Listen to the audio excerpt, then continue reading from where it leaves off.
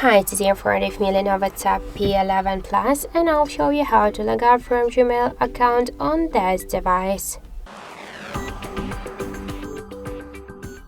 So first let's open the Gmail application. And after that, tap here on the right upper corner.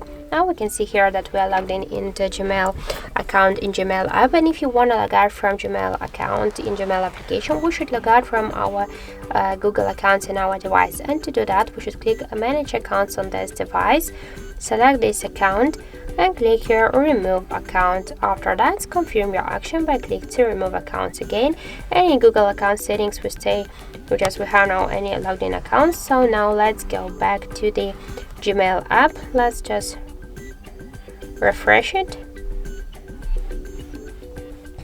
Okay, let's refresh it.